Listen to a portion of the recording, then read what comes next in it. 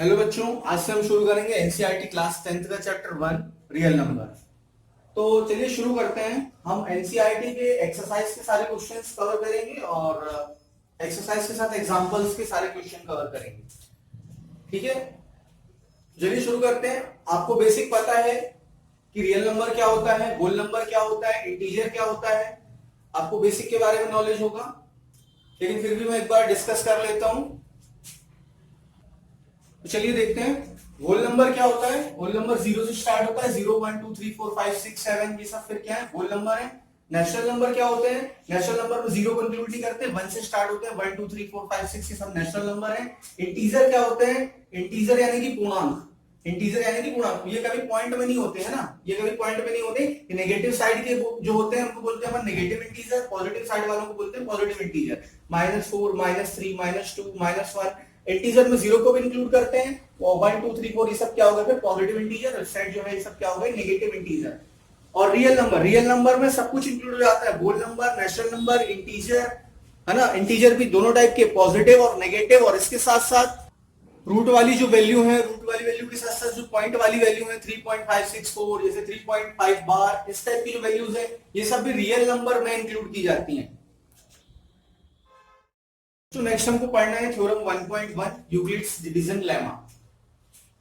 ठीक है, तो आप क्या कीजिए कि एक कॉपी बना लीजिए, और जो भी लेक्चर में पढ़ाता हूं उसको आप कॉपी में जब भी आप वीडियो देखें तो उसको नोट डाउन करते जाइए। इससे क्या होगा कि आपके नोट्स बन जाएंगे और आपको समझ में भी बेहतर आएगा। और अगर आप ऐसे ही नॉर्मल मूवी के जैसे वीडियो देख लेंगे तो फिर भूल भाल जाएंगे और उतना अच्छा नहीं रहेगा। ठीक है, तो आप क्या कीजिए कि एक कॉपी बना लीजिए मैथ्स की, रजिस्टर वगैरह, और उस पर नोट करते जाइए। तो चलिए समझते हैं यूक्लिड्स डिवीजन लेमा है क्या और यूक्लिड्स एल्गोरिथम क्या है। तो मान लीजिए कि 28 एक नंबर है, इसको मैं यदि 5 से डिवाइड करता हूं, 28 एक नंबर है, इसको मैं 5 से डिवाइड करता हूं तो क्या आएगा, 5 5 25, और हमारा रिमाइंडर बचेगा 3। ठीक है, इतना आपको समझ में आया होगा। ये 28 जो है इसको मैं बोलूंगा ये क्या है, हमारा ए है। ये जो 5 है ना, ये हमारा क्या है, बी है। जिस 5 से हमने डिवाइड किया वो वाला 5 है ना। और ये जो 5 हमको आंसर में मिला, ये हमारा क्या है, क्यू क्वोशंट है, और ये क्या है हमारा आर रिमाइंडर है। ठीक है, अब यदि मैं बात करूं, आप लोगों ने पहले पढ़ा होगा, इसको हम कैसे लिखते थे, 28 is equal to 5 into 5 plus 3। ठीक है, 5 इंटू 5 प्लस 3, ऐसा हम लिख सकते हैं जब भी हम डिवाइड करते हैं, है ना।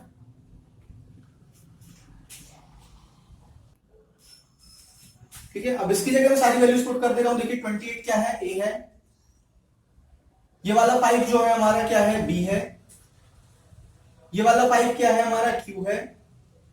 और ये आर क्या है, हमारा 3 है। ठीक है, तो हमारा क्या आ गया, A is equal to B Q plus are. तो ये जो हमारी रिलेशन है यही है हमारी क्या, यूक्लिड्स डिवीजन लेमा। अच्छा, अब आर की वैल्यू यदि हम किसी नंबर को 5 से डिवाइड कर रहे हैं तो आर की वैल्यू हमको क्या क्या मिल सकती है, रिमाइंडर 0 हो सकता है, 1 हो सकता है, 2 हो सकता है, 3 हो सकता है, 4 हो सकता है। यदि किसी पॉजिटिव इंटीजर को मैं डिवाइड कर रहा हूं 5 से तो 0 1 2 3 4 हमको जो है रिमाइंडर मिल सकता है। लेकिन रिमाइंडर कभी भी क्या 5 नहीं मिलेगा, 5 नहीं मिलेगा, क्योंकि यदि 5 मिल जाएगा इसका मतलब और डिवाइड होगा, तो रिमाइंडर कभी 5 नहीं मिलेगा। तो आर की वैल्यू हमारी क्या क्या पॉसिबल है। ठीक है, आर की वैल्यू हमारी क्या क्या पॉसिबल है, आर की वैल्यू हमारी 0 से बड़ी हो सकती है, बिल्कुल हो सकती है, और 0 के इक्वल भी हो सकती है, हो सकता है रिमाइंडर कुछ ना मिले, तो 0 के से बड़ी हो सकती है, ग्रेटर देन 0, और आर की वैल्यू क्या हो सकती है, 0 के इक्वल भी हो सकती है, और आर की वैल्यू लेकिन बी से छोटी होगी, यानी कि जिससे भी हम डिवाइड कर रहे हैं, सपोज 5 से डिवाइड कर रहे हैं, 6 से डिवाइड कर रहे हैं, तो उससे हमारी जो है रिमाइंडर की वैल्यू छोटी होगी, है ना। इसको हम लिखते हैं कि बी से ये छोटी है। ठीक है, तो फर्स्ट वाला जो इक्वेशन ये बनी, a is equal to B Q plus r, ये लिखी हुई है। और सेकेंड वाली जो बनी कि आर की वैल्यू जो है 0 से बड़ी होगी या 0 के इक्वल होगी, और b से जो है छोटी होगी। ठीक है, चलिए एक बार इसको मैं रीड कर देता हूं जो बुक में लिखा हुआ है। Given positive integer a and b, there exist unique integer. ठीक है, तो जो हमको अगर दो पॉजिटिव इंटीजर a और b दिए हुए हैं, तो पॉजिटिव इंटीजर यदि हमको दो दिए हुए हैं a और b, तो दो यूनिक इंटीजर जो है एग्जिस्ट करते हैं जो इस रिलेशन को सेटिस्फाई करेंगे। ठीक है, a is equal to B Q plus r को जो सेटिस्फाई करेंगे। अब आर की वैल्यू के रिलेट में दिया हुआ है कि आर की वैल्यू जो है, रिमाइंडर की जो वैल्यू है वो क्या होगी, 0 से बड़ी होगी या 0 के इक्वल होगी, लेकिन 20 से जो है छोटी होगी। ठीक है, जिस भी नंबर से हम डिवाइड कर रहे हैं उससे छोटी होगी। बच्चों देखते हैं यूजेस क्या है यूक्लिड्स डिवीजन लेमा के। तो एचसीएफ को फाइंड करने में, यानी कि हाईएस्ट कॉमन फैक्टर को फाइंड करने में यूक्लिड्स डिवीजन का यूज होता है। तो एक्सरसाइज 1.1 में हमको एचसीएफ फाइंड करने को दिया है, और ये एक्सरसाइज 1.1 का क्वेश्चन है, find HCF of 135 and 225 by Euclid's division lemma. तो चलिए इसको शुरू करते हैं। देखिए बड़ा कौन है इन दोनों में से, 225 सॉल्यूशन है। 225 और 135 में कौन बड़ा है, ऑब्वियस सी बात है 225 बड़ा है ना। तो 225 को हम डिवाइड करेंगे किससे, 135 से, और स्टेप्स भी हमको लिखना रहते हैं, तो स्टेप्स हम लिखते जाएंगे। ठीक है, स्टेप्स हम लिखते जाएंगे और डिवाइड भी करेंगे। 225 को डिवाइड करेंगे 135 से। ठीक है, वन टाइम जाएगा, वन टाइम जाएगा। ठीक है, 135 यहां लिखेंगे और इसको माइनस कर देंगे, कितना आएगा 0 और ये 9। ठीक है, अब 90 जो है ना, ये 135 को हम यहां लिखेंगे और 135 को 90 से डिवाइड करेंगे। ठीक है, आया समझ में, 90 रिमाइंडर बचा था, अब ये वाला 135 जो है इसको हमने यहां लिख दिया, और 90 जो रिमाइंडर बचा था उससे इसको डिवाइड करेंगे। कितने टाइम जाएगा, 1 टाइम जाएगा, यहां 90 लिखेंगे, कितना बचेगा ये अपना 45। ठीक है, 90 बन जा 90, बचा हमारा रिमाइंडर क्या 45। अब ये वाला जो 90 था है ना, अभी भी रिमाइंडर बच रहा है, ये वाला 90 जो था इसको यहां लिखेंगे और फिर 90 को जो है रिमाइंडर 45 से डिवाइड करेंगे। 45 टू जा 90। देखिए अब कुछ नहीं बचा है ना, कुछ नहीं बचा, रिमाइंडर 0 बचा। तो जो 45, ये वाला 45 जो है हमारा क्या हो जाएगा, एचसीएफ हो जाएगा। और इसके हमको स्टेप्स लिखने होते हैं, तो स्टेप्स कैसे लिखेंगे, इसके स्टेप लिख लेते हैं। स्टेप 1, स्टेप 1 हमारा क्या हो जाएगा, देखिए 135 इंटू 1 प्लस 90, ये किसके इक्वल होगा, 225। ठीक है, 135 इंटू 1 प्लस 90, ठीक है, इज इक्वल टू 225। तो सेकेंड स्टेप में हम लिखेंगे 135, ये वाला 135 is equal to 90 into 1 plus 45, 90 into 1 plus 45, ये हमारा क्या हो गया स्टेप 2। फिर स्टेप 3 लिखेंगे, स्टेप 3। ठीक है, स्टेप 3 क्या हो जाएगा, 90 is equal to 45 into 2 plus 0, 45 into 2 plus 0, ये स्टेप 3 हो गया। अब हमारा एचसीएफ आ गया है। एचसीएफ कब मिलेगा हमको, जब रिमाइंडर 0 मिल जाएगा। ठीक है, हमको एचसीएफ मिल जाएगा। एचसीएफ हमारा क्या आ गया, HCF of 225 and 135 is equal to 45। ठीक है, ये हमको एचसीएफ मिल गया और हमारा सॉल्यूशन हो गया। चलिए बच्चों नेक्स्ट क्वेश्चन करते हैं, फाइंड एचसीएफ ऑफ 196 एंड 38,220। तो 196 और 38,220 में बड़ा कौन है, 38,220 बड़ा है, तो इसको हमको डिवाइड करना होगा किससे, 196 से, और इसके स्टेप सारे लिखने होंगे। ठीक है, तो 38,220 को हम डिवाइड कर रहे हैं किससे, 196 से। 196 वन जा 196।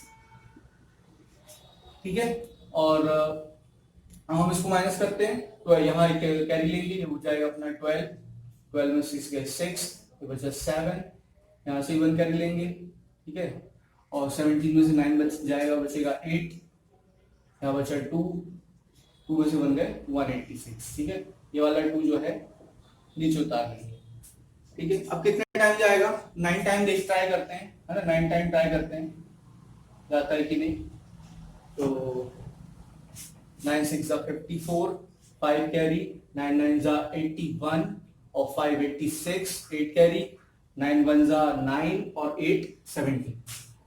ठीक है, फिर माइनस करते हैं इसको, यहाँ पे कैरी लेंगे, 12 में से 4 माइनस करेंगे 8, यहाँ बचा 5, यहाँ से भी कैरी लेंगे, हो जाएगा 7, 15 में 6 माइनस करेंगे, बचेगा 9, और 17 में से 17 तो ये तो 0 बचेगा। ठीक है, अब ये वाले 0 को यहाँ पर 196 5 टाइम ट्राई करते हैं तो 0 8 9 9 8 हो जाएगा 0 0। तो 196 से हमने देखा डिवाइड करने पे 196 से डिवाइड करने पे कोई भी कुछ भी रिमाइंडर नहीं बचा 0 0 0 आ गया, यानी कि हमारा 196 जो है वो एचसीएफ हो जाएगा। ठीक है, इन दोनों का एचसीएफ क्या हो जाएगा 196 हो जाएगा। अब हम इसके जो है स्टेप्स लिख लेते हैं बाय यूक्लिड डिवीजन लेमा।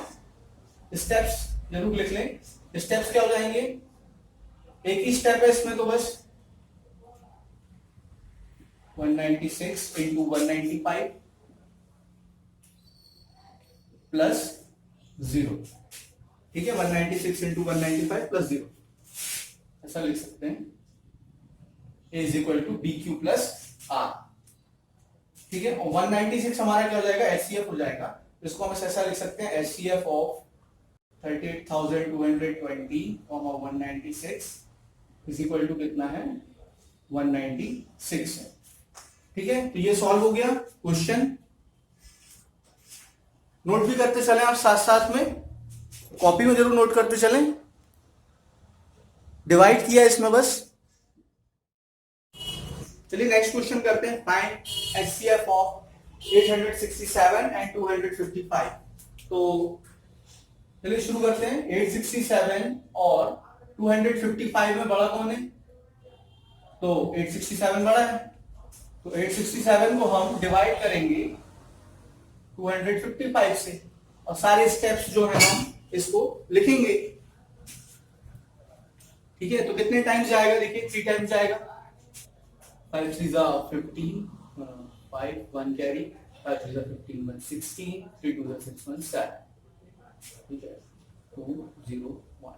ठीक है, अब फिर डिवाइड करेंगे 102 को 255 से, सॉरी 255 को 102 से, तो 2 टाइम्स जाएगा 204 माइनस यहाँ पे हमारा बचेगा 51।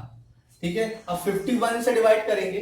ठीक है, 102 को 102 2 टाइम्स जाएगा और 102 आ जाएगा। ठीक है, तो 51 से डिवाइड करने पे हमारा रिमाइंडर 0 आया, तो हमारा एचसीएफ क्या हो जाएगा 51 एचसीएफ हो जाएगा, हाईएस्ट कॉमन फैक्टर। ठीक है, एचसीएफ हमारा 51 हो जाएगा। अब इसको हम स्टेप्स लिख लेते हैं बाय यूक्लिड डिवीजन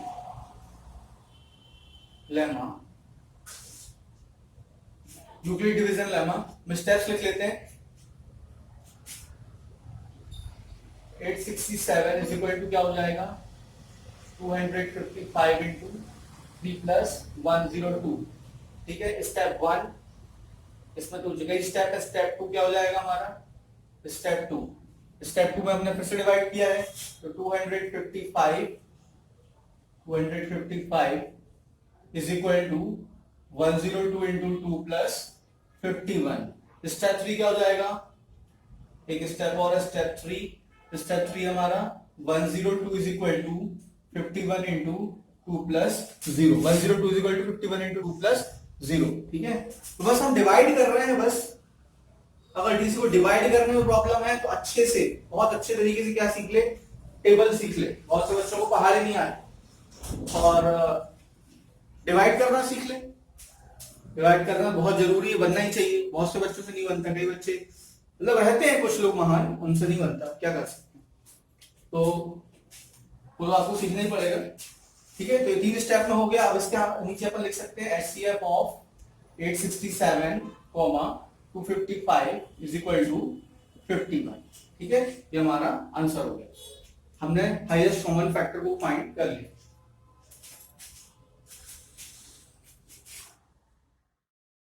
चलिए बच्चों एग्जांपल नंबर 2 करते हैं।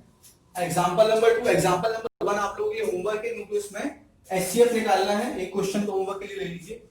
और एग्जांपल नंबर 2 करते हैं अपन। एग्जांपल नंबर 2 क्या कह रहा है, show that every positive even integer is of the form 2q and every positive odd integer is of the form 2q plus 1। हमको ये शो करना है कि कोई भी पॉजिटिव इंटीजर जो होगा वो यदि इवन होगा तो 2q के फॉर्म का होगा और ऑड होगा तो 2q प्लस 1 के फॉर्म का होगा। ये हमको प्रूफ करना है इस क्वेश्चन में। तो ये लॉजिकल है एज वेल एज थोड़ा सा ये थ्योरेटिकल भी है, क्योंकि इसमें थ्योरी थोड़ी सी ज्यादा है। तो आप थ्योरी अच्छे से समझ लें और उसको कैसे लिखना है, उसको उसका जो पैटर्न है उसको लर्न भी कर लें, ठीक है, जिससे आप कुछ गलत ना लिखें। तो समझ भी लें और लर्न भी कर लें, क्योंकि थ्योरी में बच्चों को थोड़ी प्रॉब्लम रहती है, मैथ्स में अगर आ जाती है तो, लेकिन कोई बात नहीं, समझ के अपन उसको लिखेंगे तो कोई प्रॉब्लम नहीं जाएगी, ठीक है। तो हमको शो करना है कि जो पॉजिटिव इंटीजर है, पॉजिटिव इवन इंटीजर है, वो 2q के फॉर्म का है, और पॉजिटिव ऑड इंटीजर है वो 2q प्लस 1 के फॉर्म का है। तो चलिए शुरू करते हैं इसका सॉल्यूशन। तो हम मान लेते हैं let A B any positive integer, A B any positive integer.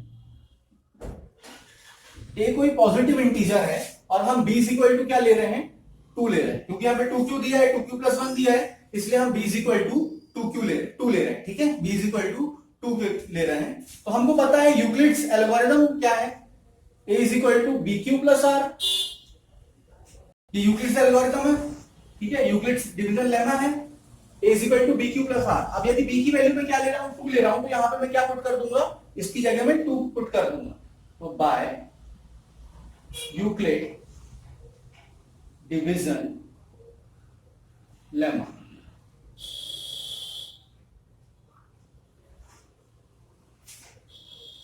a equal to क्या हो जाएगा, 2q प्लस आर, ठीक है। अब q की वैल्यू क्या हो सकती है और r की वैल्यू क्या हो सकती है हमको देखना है, ठीक है। तो q की वैल्यू जो हमारा कोशेंट है ना, वो 0 भी हो सकता है, कोशेंट हमारा 0 भी हो सकता है और 0 से बड़ा भी हो सकता है, ठीक है, 0 भी हो सकता है और 0 से बड़ा भी हो सकता है। यहां पर लिख सकते हैं वेयर q की वैल्यू क्या हो जाएगी, 0 के इक्वल या 0 से बड़ी, ठीक है। r की वैल्यू के बारे में भी हम पढ़ चुके हैं कि r की वैल्यू हमेशा किससे, b से छोटी होती है, r की वैल्यू हमेशा b से छोटी होती है। यहां पे b की वैल्यू क्या है, 2 है, तो यहां पे 2 लिखेंगे। और r की वैल्यू 0 के इक्वल हो सकती है या 0 से बड़ी हो सकती है, ठीक है। तो r की वैल्यू के लिए भी स्टेप्स अपना इक्वेशन आ गई, 0 से ग्रेटर देन 0 और equal to 0 and less than 2, ठीक है। तो ये हमको दो, ठीक है। अब क्या कंडीशन बन रही है कि हम r की वैल्यूज को इस इक्वेशन में पुट करेंगे। यदि 0 पुट करते हैं तो क्या आएगा और 1 पुट करते हैं तो क्या आएगा, है ना। r की वैल्यू क्या हो सकती है, 0 हो सकती है, 1 हो सकती है, उससे ज्यादा तो हो नहीं सकती, क्योंकि 2 से लेस देन दिया हुआ है और 0 उसके इक्वल है 0 से ग्रेटर। तो r की वैल्यू दो ही पॉसिबल वैल्यूज हैं, 0 और 1। तो इसको हम पुट करेंगे और देखेंगे क्या आ रहा है, ठीक है। तो then is equal to, if r की वैल्यू यदि 0 होगी तो a इज इक्वल टू क्या हो जाएगा, 2q, ठीक है। और r की वैल्यू यदि 1 होगी तो a इज इक्वल टू क्या आ जाएगा, 2q प्लस 1, ठीक है। अब जो 2q है, यहां पे q क्या है, पॉजिटिव इंटीजर है, कोशेंट हमारा पॉजिटिव ही तो होगा ना, हम सब कुछ पॉजिटिव में लेके चल रहे हैं, तो हमारा कोशेंट भी हमको पॉजिटिव ही मिलेगा, ठीक है। तो q हमारा पॉजिटिव इंटीजर है, और जब भी किसी इंटीजर में, चाहे वो इवन हो चाहे वो ऑड हो, उसमें यदि 2 का मल्टीप्लाई कर दें, किसी भी इंटीजर में 2 का मल्टीप्लाई कर दें तो हमको क्या मिलता है, इवन मिलता है। सपोज 15 है, इसमें मैंने 2 का मल्टीप्लाई किया, आया 30, इवन आया। सपोज 16 है, इसमें मैंने 2 का मल्टीप्लाई किया, आया 32, इवन आया। आप कुछ भी सोच लीजिए, 2 का मल्टीप्लाई करेंगे तो इवन आएगा, तो इवन आएगा। इसके हमको क्या पता चल गया कि ये क्या है, इवन है, ठीक है। यदि हमारा a जो है 2q के फॉर्म का है, 2q के फॉर्म का है, तो 2q के फॉर्म का है, इसका मतलब यह है कि वो इवन होगा। इवन क्यों होगा, क्योंकि यदि 2 में यदि किसी भी हम पॉजिटिव इंटीजर का मल्टीप्लाई करते हैं तो हमको क्या मिलता है, इवन मिलता है, ठीक है। तो a is of the form of 2q, a जो है 2q के फॉर्म का है, then a is positive even integer, इसीलिए a जो होगा हमारा पॉजिटिव इवन इंटीजर होगा। तो हमारी ये चीज तो प्रूफ हो गई कि कोई पॉजिटिव इवन इंटीजर है वो किस फॉर्म का होगा, 2q के फॉर्म का होगा। और यदि ये इवन इंटीजर है, तो यदि किसी इवन इंटीजर में, पॉजिटिव इवन इंटीजर में यदि हम 1 को ऐड करते हैं, यदि पॉजिटिव इवन इंटीजर है हम 1 को ऐड करते हैं तो हमको ऑड मिलेगा। एग्जांपल, यदि हम 2 में 1 को ऐड करेंगे तो हमको क्या मिलेगा, 3 मिलेगा। 4 में 1 को ऐड करेंगे तो हमको क्या मिलेगा, 5 मिलेगा। तो किसी भी पॉजिटिव इवन इंटीजर में 1 को ऐड करने पे हमको क्या मिलता है, पॉजिटिव ऑड इंटीजर मिलता है, ठीक है। Integer can be even, integer even भी हो सकते हैं और ऑड भी हो सकते हैं, therefore every odd integer is of the form of 2q + 1, इसीलिए 2q + 1 के फॉर्म का जो है हमारा एवरी पॉजिटिव ऑड इंटीजर, ठीक है, पॉजिटिव ऑड इंटीजर जो है हमारा वो किस फॉर्म का होगा, 2q + 1 के फॉर्म का हो गया, और ये प्रूफ हो गया, ठीक है। चलिए नेक्स्ट क्वेश्चन करते हैं, एग्जांपल नंबर 2। एग्जांपल नंबर 2 हमसे कह रहा है show that every positive odd integer is of the form of 4q + 1, 4q + 1 and 4q + 3। हमको बताना है पॉजिटिव ऑड इंटीजर जो है इस फॉर्म का होगा, ठीक है। तो चलिए शुरू करते हैं। तो इसी में हम थोड़ा सा करेक्शन करते हैं, पहले जो हमने किया था उसमें थोड़ा सा करेक्शन करते हैं, ट्राई करेंगे, मतलब ठीक है। तो यहाँ पे देखिए 4q + 1 है, ठीक है। तो हम सॉल्यूशन से करते हैं, let a be any positive integer, b = 4 हो जाएगा, b = 4, ठीक है। बाय यूक्लिड्स डिवीजन लेमा 2 की जगह क्या आ जाएगा, यहाँ पे bq + r होता है, ठीक है। तो यहाँ पे b 4 लिया तो ये 4 आ जाएगा, ठीक है। वेयर q की वैल्यू क्या हो सकती है, 0 के इक्वल हो सकती है, 0 से बड़ी हो सकती है। r की वैल्यू क्या हो सकती है, 0 से बड़ी होगी, 0 के इक्वल होगी और 4 से छोटी होगी, ठीक है। तो a हमने माना a यानी पॉजिटिव इंटीजर है, b = क्या लिया, 4 लिया, ठीक है, b = 4 लिया, और यूक्लिड्स डिवीजन लेमा हमने अप्लाई किया, a = bq + r, b की वैल्यू 4 है तो 4 पुट कर दिया, और q की वैल्यू क्या हो सकती है, 0 से बड़ी हो सकती है या 0 के इक्वल हो सकती है। r की वैल्यू क्या हो सकती है, रिमाइंडर की वैल्यू 4 से छोटी होगी या 0 से बड़ी होगी या 0 के इक्वल होगी, ठीक है। तो अब देखते हैं r = 0 है यदि, ठीक है, तो r की वैल्यू क्या हो सकती है, पॉसिबल वैल्यूज ऑफ r क्या हो सकती हैं, r = 1 भी हो सकता है, 0 भी हो सकता है, 2 भी हो सकता है और 3 भी हो सकता है, ठीक है। r = 0, 1, 2, 3 इतना हो सकता है। तो एक ही जो डिफरेंट वैल्यूज आ रही हैं वो हमको लिखना है, ठीक है। On putting value of r we have, ठीक है। r की वैल्यू को अपन पुट करते हैं, यदि 0 होगी तो 4q + 0 यानी 4q + 0 यानी कि 4q। r की वैल्यू 1 हो सकती है तो 4q + 1, r की वैल्यू 2 हो सकती है तो 4q + 2, r की वैल्यू 3 हो सकती है तो 4q + 3, ठीक है। तो एक ही हमारी 4 वैल्यू हो सकती है, एक ही वैल्यू 4q हो सकती है, 4q + 1, 4q + 2 और 4q + 3, ठीक है।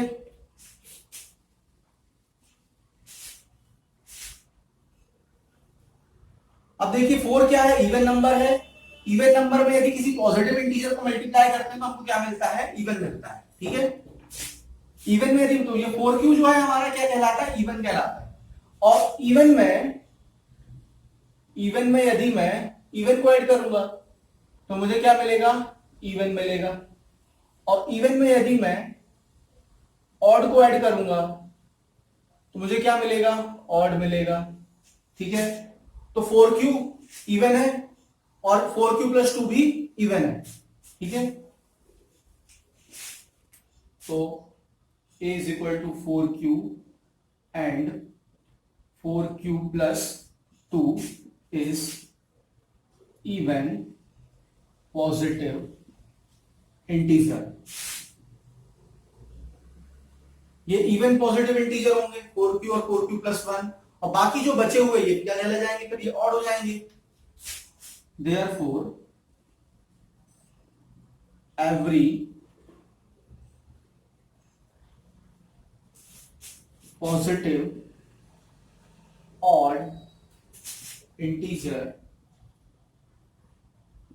is of the form of 4q + 1 और 4q + 3, ठीक है। तो ये सॉल्व हो गया, hence proved.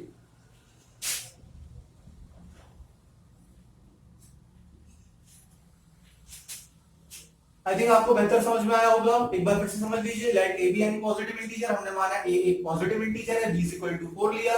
Euclid's division lemma हमको पता है क्या होता है, a is equal to B Q plus are. तो b की वैल्यू 4 है तो हमने 4 पुट कर दी, q की वैल्यू क्या हो सकती है, 0 से बड़ी होगी या फिर 0 के इक्वल होगी। r की वैल्यू क्या हो सकती है, 0 से बड़ी, 0 के इक्वल या फिर 4 से छोटी, यानी कि b से छोटी होती है। ठीक है, तो ये हमने अप्लाई कर दिया और पुटिंग वैल्यू ऑफ r की वैल्यू पुट की हमने a is equal to 4q plus r में। 0 होगी तो a is equal to 4q, 1 होगी तो 4q प्लस 1, 2 होगी तो 4q प्लस 2, 3 होगी तो 4q प्लस 3। ठीक है, अब 4q और 4q प्लस 2 ये सब इवन हो, ये दोनों इवन हो जाएंगे। क्यों इवन हो जाएंगे, क्योंकि 4q तो इवन होगा, इवन नंबर से मल्टीप्लाई हो रहा है एक पॉजिटिव इंटीजर। ठीक है, और 4q प्लस 2 भी इवन होगा, क्योंकि इवन में इवन को ऐड करते हैं तो इवन आता है। ठीक है, ये दोनों इवन हो जाएंगे। जब ये दोनों इवन हो जाएंगे तो बाकी बचे दो क्या कहलाएंगे, ऑड कहलाएंगे। तो प्रूव हो गया, a is equal to 4q and 4q plus 2 is even positive integer, therefore every positive odd integer is of the form of 4q plus 1 and 4q plus 3।